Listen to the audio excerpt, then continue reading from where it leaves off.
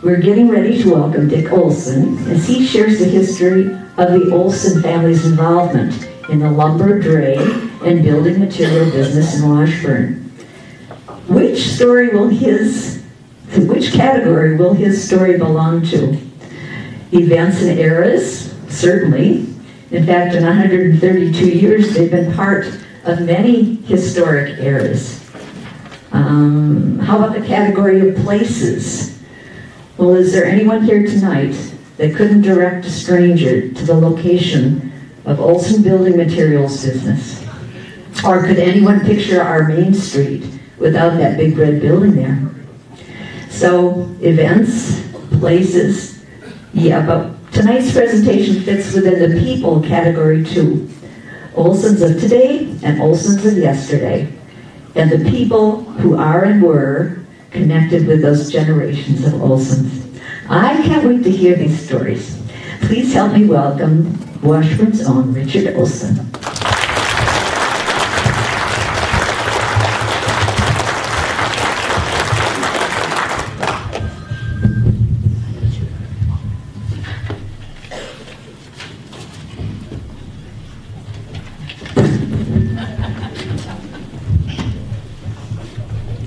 I want to do this sitting down because it's what I do a lot of. I had this thing memorized 8 weeks ago, and then Sandy and I decided to rewrite it this afternoon. Something like that. Thank you so much to the Washburn Area Historical Association, the Washburn Heritage Association, and the Washburn Humanities Council for making these Tony Wyack lecture series possible.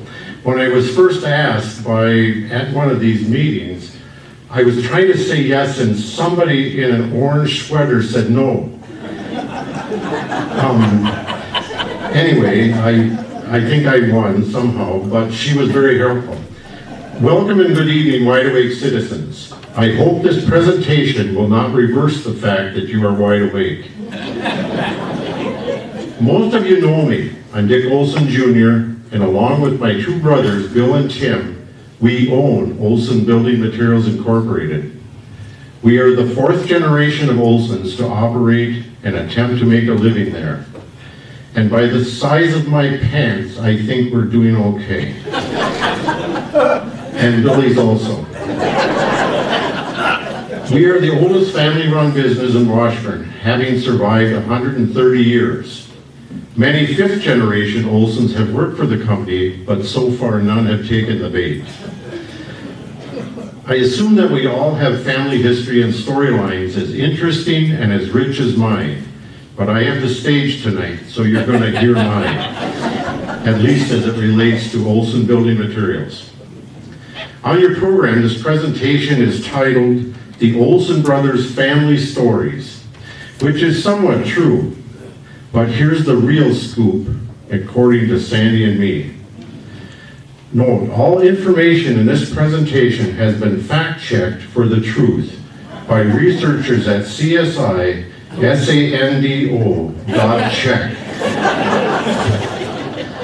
Those same researchers also suggested that I stay on script.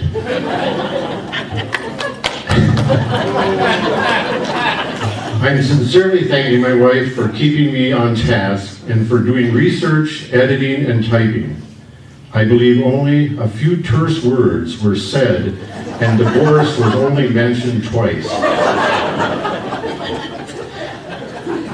We also want to thank the people, all the people who helped us with this presentation. Any embellishments or enhancements are at the discretion of the presenter. The first picture is of the front of the store as it is today. The next pictures are of my brother Bob and I making our first deliveries in the new 1948 Chevrolet State Bed truck. Bobby was 4 and I was 5. I'm now 75 years old. Holy crap, I've worked there 70 years and still no pension. One interesting fact, I actually drove that truck on deliveries 12 years later while in high school. I think that truck lasted over 20 years. Now let's do a little history. This is my great-grandfather, Jen Charles, known as J.C. Olson. He immigrated to Wisconsin from Denmark in 1863. He was the first of our Olsons to arrive in Washburn around 1884, and he was a Washburn businessman, but not involved in lumber. And according to the Washburn City Directory of 1897, he had a flour and feed store at 514 West Bayfield Street and lived with his family on the second floor above his store. I think that's somewhere about where the Holiday Station is. In the upper right-hand corner is my great-grandfather, William.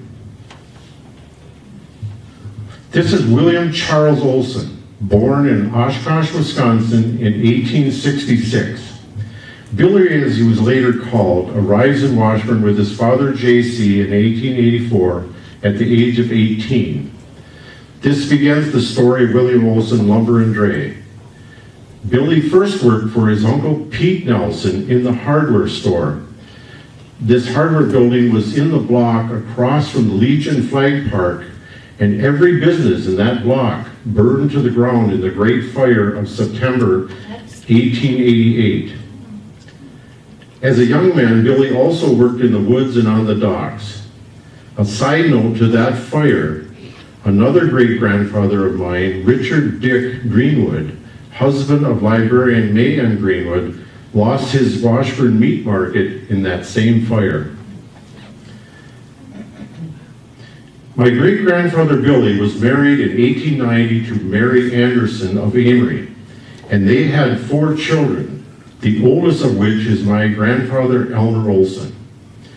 Billy started the dray business in 1889 with 1 horse and 1 wagon. In 1910, he added lumber and building materials.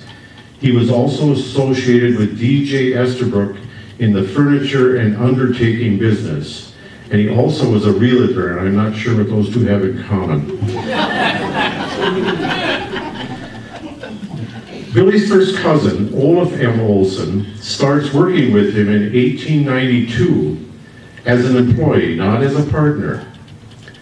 Then in 1898, because things were not exciting enough, Billy and Olaf and 4 other enterprising young men outfit themselves, train 25 sled dogs, and depart by train on February 2nd, 1898 for the Klondike Gold Rush in Alaska. Bob McGrath did a history on that story in one of last year's Tony Wyatt series. Unfortunately, not much was written of the wealth achieved or how they pulled off a retreat like that away from family, home, and business. However, it was reported that Olaf returned to Washburn by train before they left Washington State because his wife was having a baby. I assume this return to be the biggest reason that kept the William Olson dray line operating, as those fellows were gone for almost 2 years. We might not be here had Olaf not, if his wife had not had a baby. William's first wife, Mary, died after childbirth in 1901. He remarried Bertha Flynn on June 3rd of 1908. She brought 2 young sons into this marriage, and then she and William had 2 more children, a boy and a girl. This picture is of the office in 1911. And it's the picture on the playbill or the program tonight. Note the gold leaf sign on the window. William Olson, Lands, Lumber, and City Dray. Seated in this picture are Olaf Olson in the front foreground, cousin and employee, William Olson, the owner, Runkle, a customer, that sounds like a customer's name, and Charles Olson, a twin brother of Olaf. Notice the dog in the lower right-hand corner and shoes under the desk. Some things never change. You can't see the dog here in the picture, but you can see it at our store. Pictured now is one of William Olson's wagons and teams picking up freight at the Washburn Depot with Mr. Hudson driving. A bunch of Hudsons worked for us, but look at how the good old boys lined up for the picture. I just love that we don't do that anymore nowadays. Also, we wonder what was in the barrels. And you can make guesses as to what that was. It could have been lutefisk being shipped to the local store. Anyway, we were lucky to find this old ad from William Olson's lumber store. It reads, and this is the actual text of the ad, "Beginning to build. Let us give you our prices on lumber, barn timbers, drop siding, barn flooring, shingles, shiplap, and stock boards. The best line of porch columns and porch finishings, and all kinds of doors, windows, and interior furnishings. Everything in building paper and roofing from the cheapest up. Sewer pipe, drain tile, cement, lime, brick, patent plaster, plasterboard and wallboard. Let me figure on your next bill. Some things change, some things never do." And I think I've heard Billy say that before. Remember my grandfather Elmer Olson, William's oldest son? He graduates from Washburn High School in 1911 and begins working for his father, hauling freight and building materials. As a sideline, and I just love these pictures. As a sideline, Elmer and William owned a tugboat called the Sailor Boy. They used it to move lumber barges around in the mills at the West End mill slips. And if you look at the piles of lumber on those docks, you wonder how they even stood up. I mean, this is hard, non-dried lumber, heavier than all get out. Grandpa Elmer also used this Sailor Boy boat to salvage loose logs in the bay that had escaped from log rafts because they were salvage, and he then sold them to the mills. It also looks like this boat could have been a party boat because I've seen pictures that look a lot like that from recent memory. And I don't know, it looks like they were having fun. Anyway, speaking of deer hunting, Grandpa Elmer also made use of the horse teams, wagons, and sleighs to take fresh and excited men from downstate out to the logging camps for deer hunting, which was increasing in popularity because of the higher deer numbers, a result of the removal of the pine forest. He would pick them up at the depot, get more food at the grocery store, and head to the Keystone, Campbell, and other camps in the Barrens, and then bring the tired and smelly hunters from the previous week back to the depot. He did this for hire as deer hunting lasted the whole month of November. Deer hunting has always been an integral part of the legend and lore at the Olson store, and I'm told it takes up a bit of the conversation even today. Some things never change. One interesting side story to the William Olson era involves the library. Billy Olson's livery barns were located on the block of land west of Washington Avenue between 3rd and 4th Streets West. Billy owned 4 50 by 100 foot lots, and he also lived in a house in that same block at 227 West 3rd. In 1903, the Public Library Board set out to purchase a parcel of land for the new Carnegie Library, and after agreeing that William Olson's property was the most acceptable on a 5-2 vote, decided to purchase just 2 of the 4 lots for $1,300. However, there was a controversy over a picket fence that William had on the property, and he wanted the materials from the fence.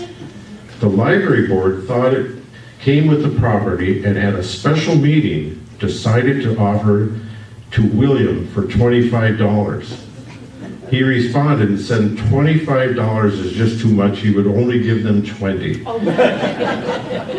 And he was a philanthropic person in the committee. I think he could have given him the fence. But that's my day's thinking. The board accepted his offer of $20. Then Billy had to move his horse barns and stables, and he moved them to the present site on the alley between Central Avenue and First Avenue. And we've been pushing and pulling lumber in and out of those same buildings ever since.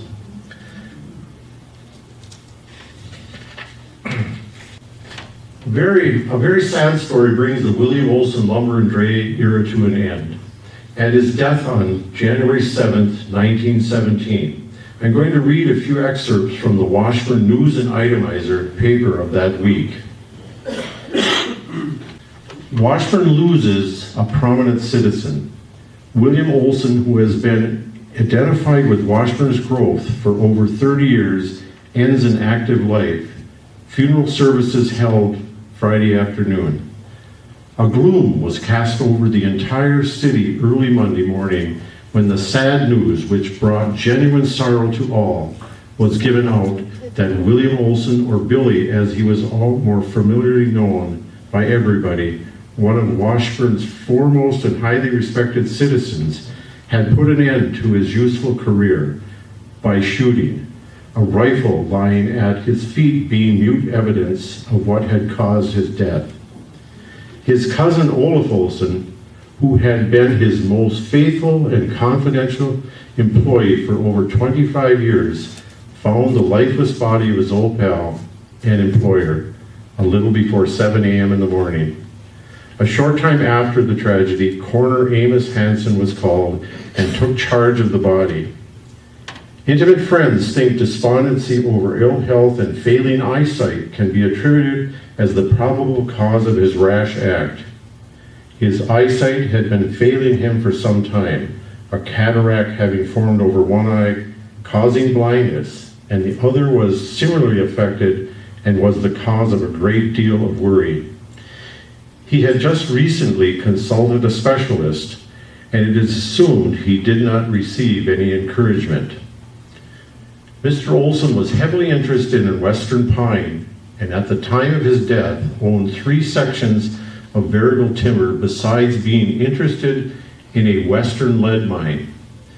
William Olson never sought public office. He, however, served 1 term as alderman of the city council and was a member of the county board, and also served 2 terms as the president of the commercial club.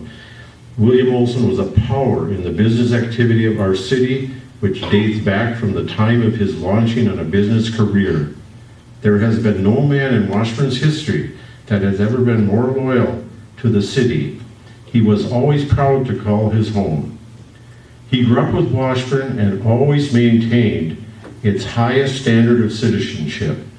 He was always in the front ranks of every movement that spelled prosperity for the city, giving his time and money for every worthy cause that came to his attention. He was beloved, respected by everyone who knew him, and his friends were legion. Of an unassuming nature, he always found time to give counsel and advice to a friend. Was he ever so humble? His charities were many and cannot be estimated. A good sportsman who enjoyed the great outdoors and whose company it was a pleasure to be with. He has been a tireless worker in the ranks of the Red Cross and other patriotic societies, giving his time and financial assistance whenever needed. The passing of Billy Olson from our midst will leave a void in the hearts of people and his friends that will never be filled, and Washburn has lost one of its most loyal boosters. The news extends sincere sympathy to the sorrowing family and relatives. All business houses were closed from 1 till 4 out of respect for William Olson during the hours of last sad rites. I just thought it would have been just something else to meet the guy. Don't get scared, I can still see fine. But look at how they wrote obituaries in those days. They were real messages. They were prose. They were, I mean, so much, I'm not knocking what we do today, but I just thought that was really interesting. And that's a sad story because we as Olson kids never knew this until way after my grandfather Elmer died. We were going through records upstairs in Grandma's house, and my dad knew it, but he never told us that. So Sandy and I were there going through these piles of archives. I mean, there was Post magazines from 1927, piles of them, and we came across this newspaper article, and I said, "What's that?" And Dad said, "Well, we probably should have told you about that," because it was right on the front page of 2 papers, the Times and the thing. Anyway, Now we enter, after William Olson's death, we enter the Olson and Olson part of the story. I'm going to read another article from the Washburn Times. Olaf and Elmer Olson take over the dray line, a new firm now in charge. This is from March 22nd, 1918. Both are hustling young men, and they expect to go after the business with rush. Olson and Olson is the new firm name of the partnership, which last Friday morning took possession of the Olson dray line and lumber business. The deal for the transfer of the property having been closed last Thursday afternoon. Too late for this week's edition of the Times. Wow, I just love that sentence. Both of the new proprietors have been connected with the business for years. The senior member, Olaf M. Olson, having had the management of the business for a great many years, while Elmer Olson was associated with the lumber end of the business. Both are wide awake and hustling men and understand the business from the ground up. That sounds a lot like us, I think. With their taking possession, the old lines carried by the William Olson dray line will be added to, and the firm will soon be in shape for doing business on a large scale. The early part of this week, the firm purchased a new Ford auto truck for use in the business, and with the horses, which they still own, will give them an up-to-date equipment. In addition to the dray business, the firm will be carrying stock, etc., besides handling the products of the Standard Oil Company. And I thought, when did that leave us? We'd be gone by now. We'd be rich. We predict for the new firm a successful career and hoping they will enjoy their share of the business. So that's Olaf and Elmer getting together. Now we're going to travel back in time and view what an afternoon at the Olson and Olson store might have looked like with Olaf and Elmer at work. Okay, Elmer, tell me again, why should we buy a new Ford truck? We just should, Olaf. But why? We have a team of horses. Good ones, too. And the harnesses, tack, everything good? Yep. Pretty damn good new harnesses. The horses, they've been doing fine. Yep. They did fine for Billy. That's right. And they're doing fine for us, don't you know? Uh-huh. So, why should we buy a new Ford truck? We just should, Olaf. You are harder to talk to than a preacher on a Sunday afternoon. That's damn foolish. He's always taking a nap on Sunday afternoon. For God's sake, Elmer. You don't even have a truck. Or a team of horses. So what's your question? Why should we buy a new Ford truck? You tell me. Elmer, I could get more sap from a fence post than I can get sense out of you. What do you want to know? Why should we buy a truck? A brand new Ford truck. Why? And don't tell me we just should. Okay. Well, why? Well, we had to buy a new harness for the team, you know. Well, what's that got to do with it? Any of it? You know. Elmer, if I went out into the barrens, dug a little hole, and whispered into it, Elmer is a big damn fool, and no one was there to hear it but me, the whole world will still know it anyway.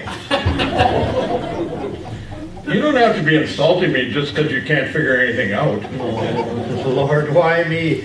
Tell me why. Have I led such a sinful life to deserve this? Listen, if you're going to preach, you better take a nap. Okay, spell it out to me. Simple words, easy. Please. All right, please. You recall when we were unloading at City Dock and you let the horses back up? That was you. You had the reins. Who didn't set the brake? You. Who wasn't holding the team by the head? Oh. Excuse me. Okay, we'll share the blame. After all, we're partners. So the team starts to back up. And the wagon goes over the edge of the dock. Yep. And the horses held their own. Which is more than I can say for you. And the wagon The weight of the wagon was dragging them over the edge. Uh-huh. And we were going to lose the whole damn outfit. And? Well, you took an axe and chopped the harness and the team free and the damn wagon sank into the bay. And that's why we should buy a new Ford truck. Lord, give me strength. Well, what about that time on the ice over to the island? What island? The island, Madeline. Oh. The time I had the team in the sleigh with the Lord for the school. Yeah? And about halfway over, one of the horses broke through. You veered off the road. I never did. What I heard. Well, from who? Anyway, it wasn't any road, it was nothing but a track. One of the Ericksons maybe were Halber Wrighton. What were they doing out on the ice? Watching you veer off the track. What track? Well, you said it wasn't a road. It's not a road or a track. It's a straight shot from Bayfield across the ice to the landing. Straight down through the ice. The horse broke through. Because you veered off the road. Track! Oh, hell. Anyway, the horse broke through and was going down. I jumped off the sleigh and quick threw a hackamore over the horse's nose to keep her afloat by keeping air in her lungs. With a bridle, she'd be gulping water and air, and she'd have drowned. Then what? Well, some others came up and lashed the broke-through horse to this one that was still on the ice. The Ericksons or Halber Wrighton? I don't know. The damn Nelsons, maybe. Some guy. Okay. And we got that one horse to pull the other one out of the water and back up onto the ice. Another good reason. Another good reason for what? To buy a new Ford truck. Why a new Ford truck? Why not?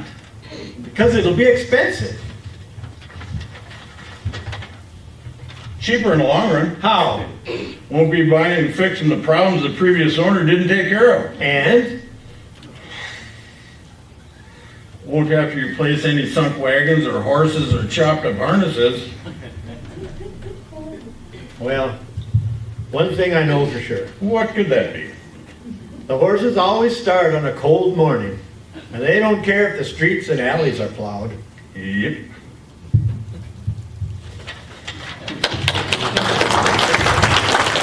Thank you. It'll be a brief intermission. Thank you very much.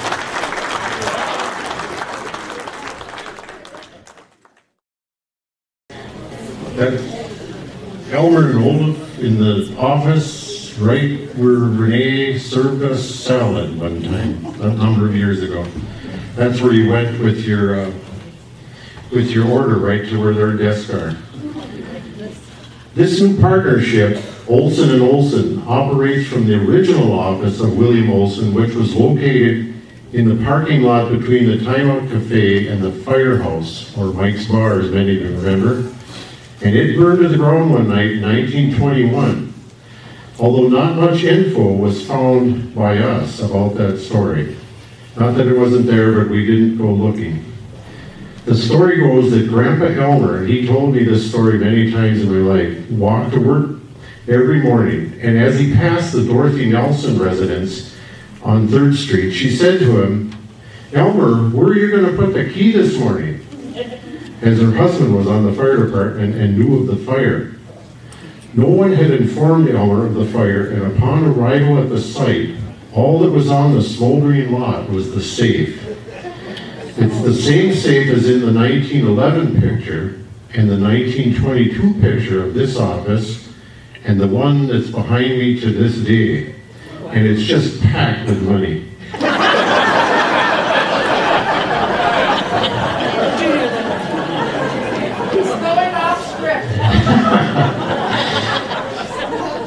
Grandma Grace said most of the records survived the fire, and the safe was sitting right on the ground because there was no basement. Grandma said most of the records survived, and I remember her showing me papers that were singed around the edges. I don't know where any of them are, but there were some journals and things, and somehow we should have saved some of those. My history of the next 28 years of Olson and Olson is mostly in pictures. This is Elmer at his desk, and nobody's holding a price book, the one which I have in my hand. This is the very price book, and he used this thing for, it goes from way back in 18 up to the 30s, and he would just change the prices by pencil. So here's a few prices from 1920 that are written in this price book that Elmer's holding in his hand there. 90-pound ruberoid roll roofing, red, green, blue, and black, $2.35 a roll. Today they're about $50 a roll. Rainproof felt, which would be like a 15-pound felt, $1.50 a roll. A 2x4 8-footer in number 2 hemlock, 23 cents. Another picture is Elmer at the desk. There is a pose that I still use. It must be heredity because it's called thinking. And I've been known to actually close my eyes and have that pose. The next picture is Elmer going home for lunch with the paper.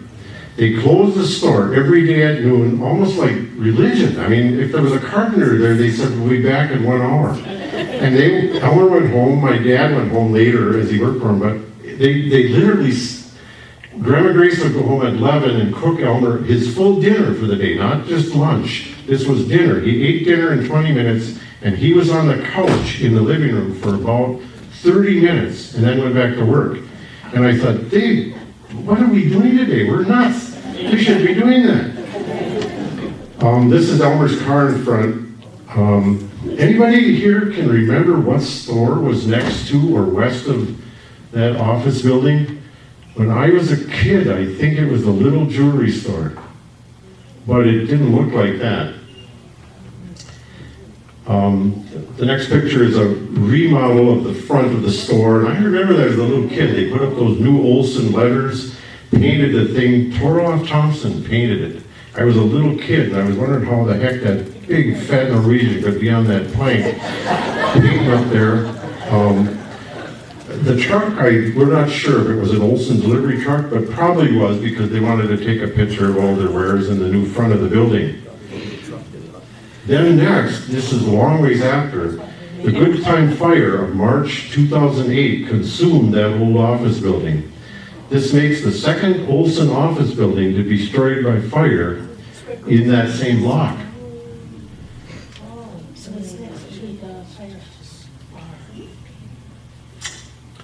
Now we go, on the house track across from the depot was the Farmers Co-op building, which was purchased by Elmer and Olaf to have a warehouse on the railroad tracks.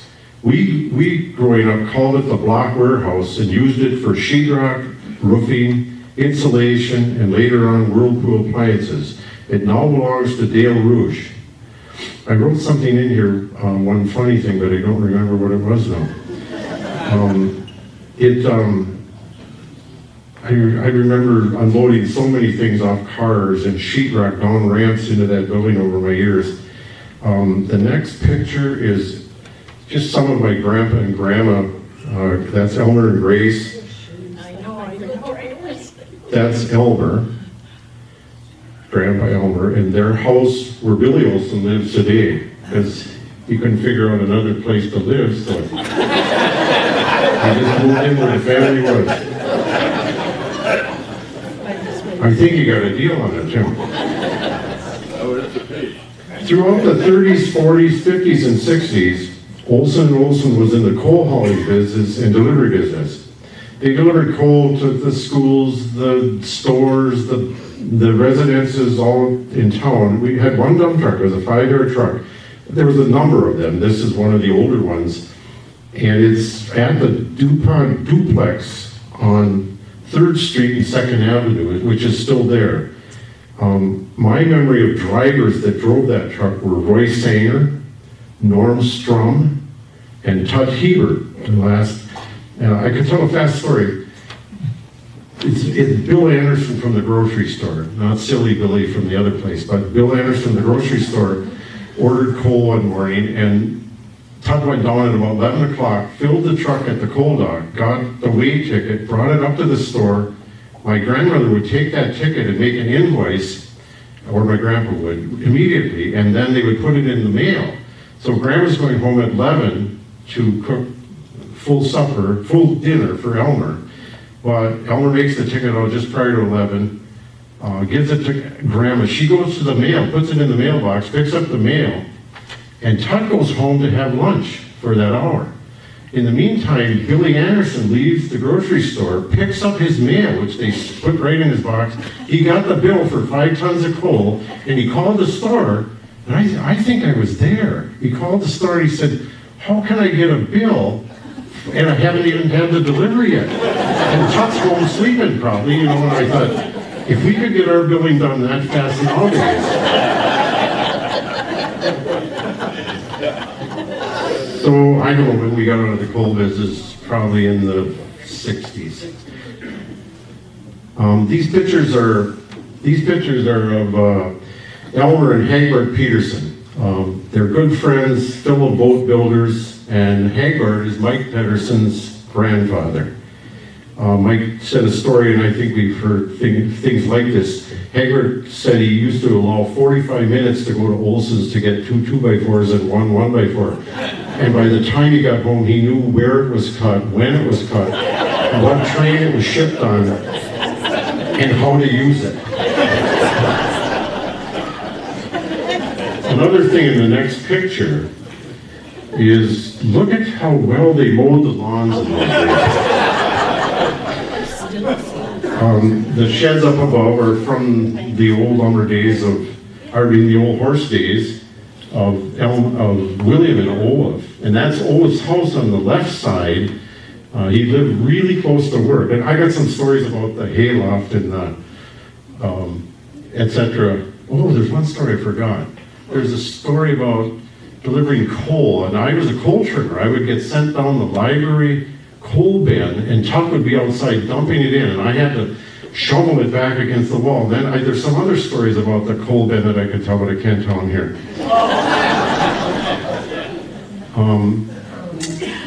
Let's see. Olaf's house on the left, he really lived close to work. And there's a story about a grandson of his who is exactly my age.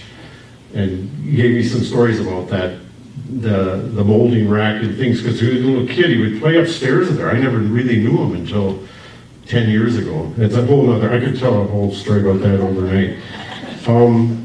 The next picture is, on January of 1946, Olaf Olson, Elmer's second cousin, at 74 years of age, decides to retire as a partner of Olson & Olson after 28 years. Elmer's wife, my grandma Grace A. Olson, succeeds Olaf as a partner in the firm. The business will be carried on under the same firm name and will receive and collect all bills receivable and pay all debts of the original firm. Mrs. Grace Olson will take an active part in the business and will carry on the bookkeeping, which has heretofore been done by the retiring partner. Associated in the business will also be their son, my dad, Richard Olson Sr. During his long residence in our community, Olaf had served 6 years on the Common Council, 6 years on the Board of Education, and has been an active participant in many other affairs. Now 74 years old and apparent good health, he plans to take a few trips and take life easy for a while, the fitting reward for a lifetime of hard and conscientious work. Oh, that rings a bell.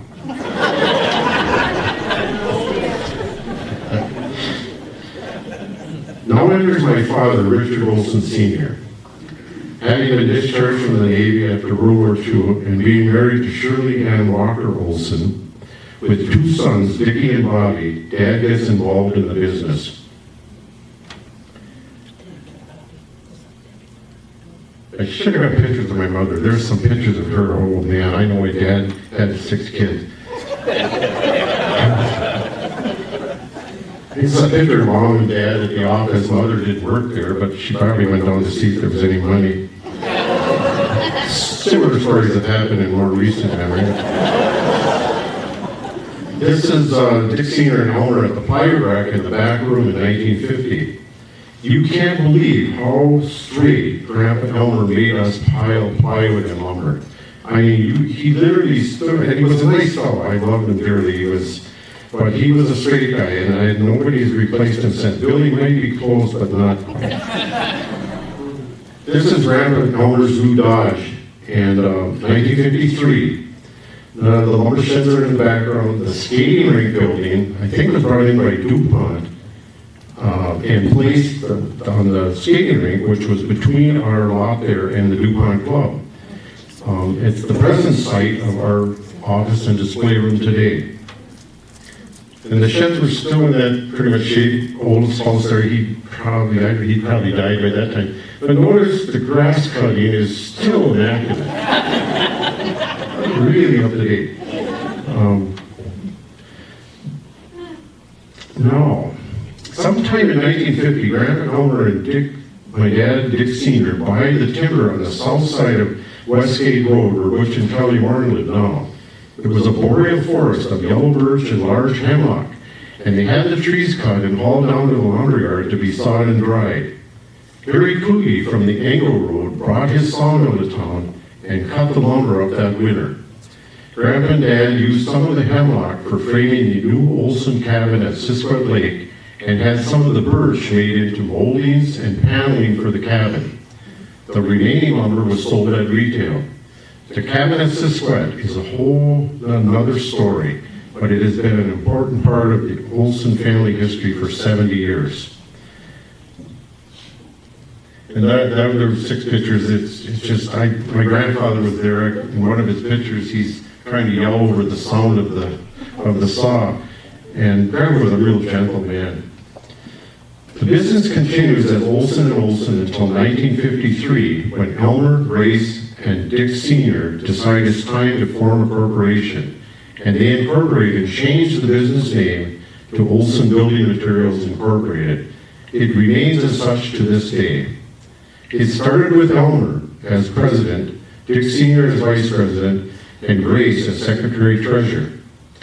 Then in 1963, Dick Sr. takes on a new line of steel-structured wood frame buildings, and Olson Building Materials becomes the first customer and builds a new office and warehouse across Bayfield Street at 19 West Bayfield Street.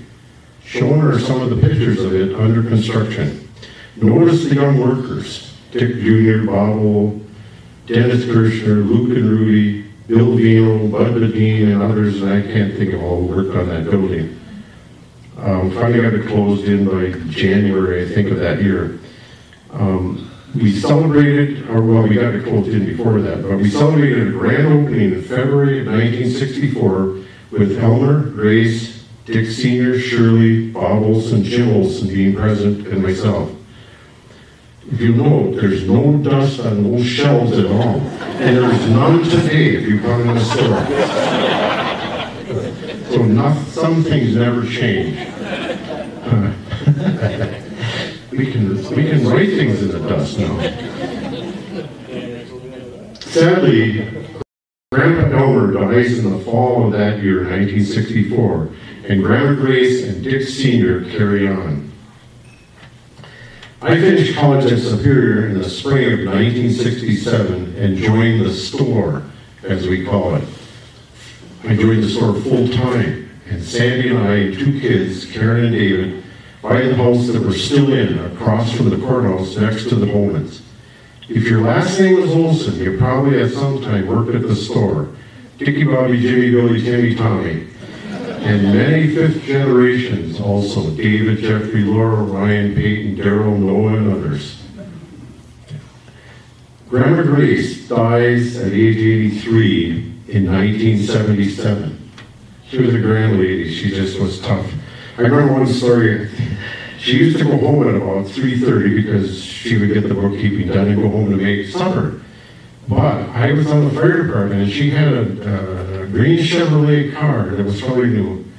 And not the pagers, the city's siren went off, and I just bolted out the door, damn near knocked her into the main parking lot, got in her car and took off for the fire. And I didn't even think of her, but later she said she had to get a ride home from somebody. But this was like right when she was going home. I just remembered that.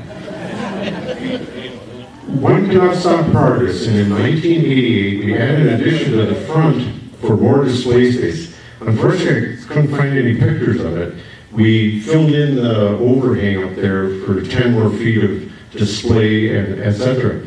Then in 1994, we had the bookkeeping edition on the west bank, or the bank side of the building for Morrow. Well, originally it was going to be the president's suite, but it ended up office space for Miss Books, Sandy, and for future Miss Books, Kelly.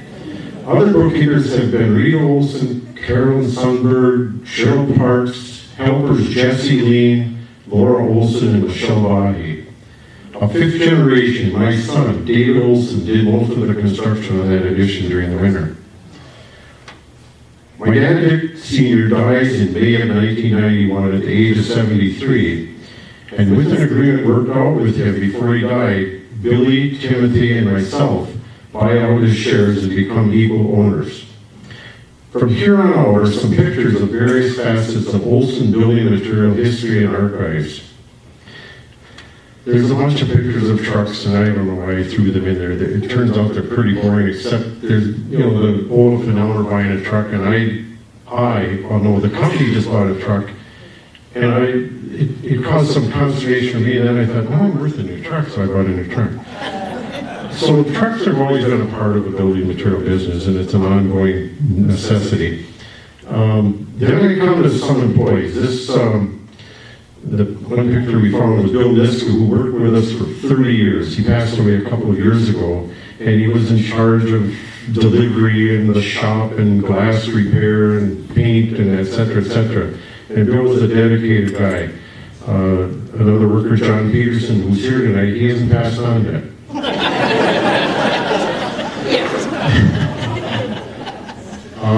This is the smiling crew you might encounter on a day like today. Brian, Billy, Dick Jr., and there's others that you might see: Kelly, Gabe, John, Alex, and I don't know if Sandy, there's Brian. And there's Ryan, was a summertime worker, went on to bigger fame and riches. And Peyton and a Hagen boy, Joe, I think. There's Timmy's kid, Daryl. And that's a new employee, Gabe. And John Ludwig and Alex Ledeen. They were up cleaning snow off the roof today.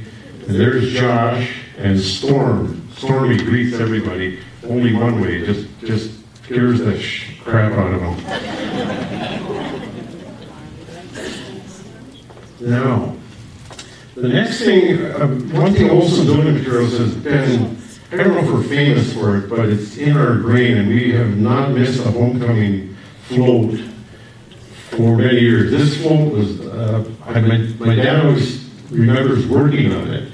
They got a wagon and said, well, no, they had horses and teams in the 30s, and Dad, this was 1939 or 7, and they decorated up a wagon and a team of horses, and they got different baggage on there, the Schultz family, and groceries for some store. And that is Olaf Olson driving that float, because they were horse people. I mean, Olaf, in a different reading, nothing to do with our store, Olaf maintained over 60 horses.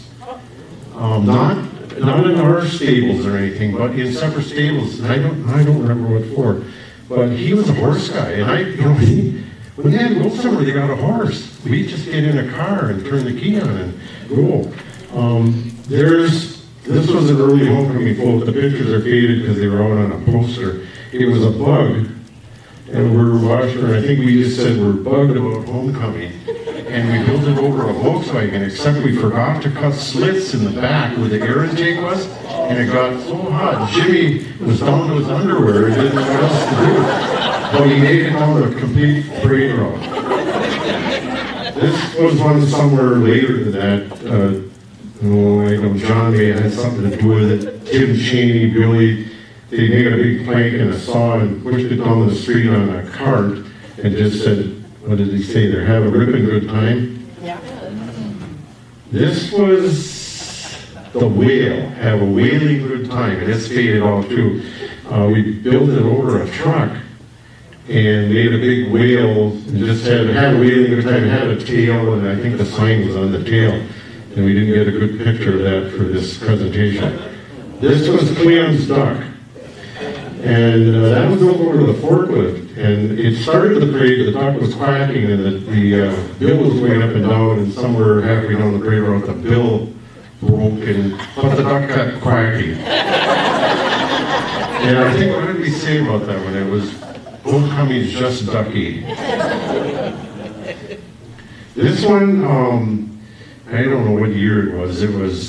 We were hard pressed. The creative talents weren't perking, and all of a sudden we thought, we got to do something. So we carried, I'm trying to calculate now, 5 2x4 16 down to the west to C, where the parade starts. And I nailed them together, not screws, we didn't have torch screws, and I nailed these things together, and the whole family carried this 80-foot board down the street, and we hung a sign on it, you will never get bored in Washburn.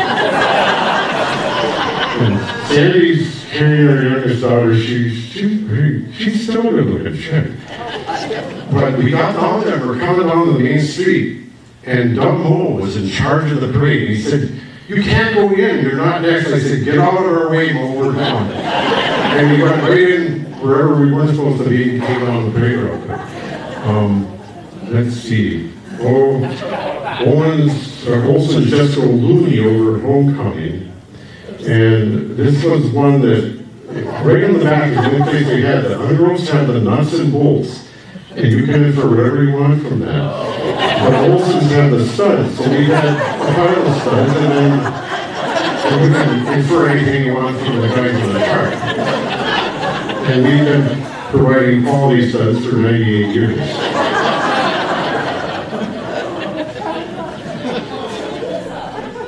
And I think we won a few prizes for humor or something, quite a few years, but that was a good one. The underoats were all out, just clapping their hands off as they're going by, and as it went by, they went, what did you mean by that? I said, I go backwards, that's me in the back. I said, you know probably what we mean. This was Centennial, 1983, and we rented a team and a wagon, and most of us were in beards, because that was one of the things you did at homecoming, grow beard. And I got some sash and doors and shingles on there, and we misspelled Washburn. Okay, the paint was still wet, but mother in a hurry forgot B-word or something, forgot the B. And we got called on that going on the parade route. So he said, you misspelled Washburn. I said, it doesn't matter, it's too late. This was Dad and Beats and Timmy? Oh my God. And David and Jeffrey and me, in our costumes of the time, and that's up in our yard with that team, with my family, and then we had a dog, and then we had Billy. This is the picture, so. Another quote, this one was in a big rainstorm, but it held up well. It took us a while to build that hammer, and it's, Sandy always thinks that's risky. I don't know. It depends on where your brain is. You know, it was. Everybody had a great time. This one was done a little later. The inference was we were Scandinavians and we'd come here to plunder. And we tried our best to plunder over 130 some years. And there's some fair maidens that belong to the family. That's Caleb. And there's the loon. The loon, my brother Jimmy is kind of the wildlife presenter. He built this loon over a boat. And actually after the parade, we took the boat down to the West End Park where the thing was, and they were giving boat rides in this loon. And they pulled up to the dock, and one of the golden retrievers thought it was a loon and just launched himself and landed right in the middle of it and crushed it down a bit, but it got ready for another parade a week later. So Olson just go loony. This one I think was the last homecoming, and you can infer anything you want from these signs, but Sandy's scared to make things like this. Norwegians aren't scared of anything.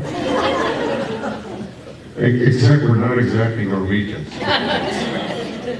And this is the last picture, going back to the the beginning.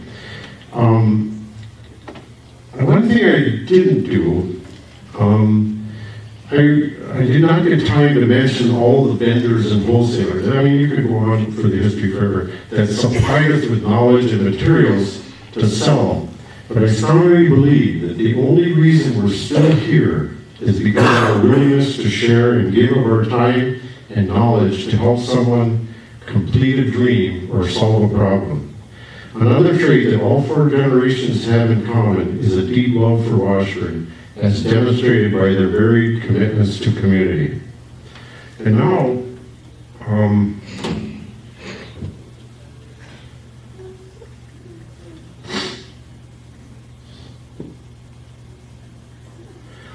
there's one picture that was not on the big screen tonight, and it's probably the most important picture of all.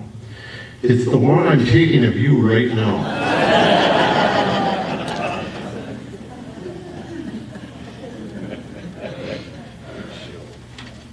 You and thousands before you, as customers, carpenters, contractors, builders, tradesmen, architects, and do-it-yourselfers, have supported this company through the 130 years of existence, and I thank you.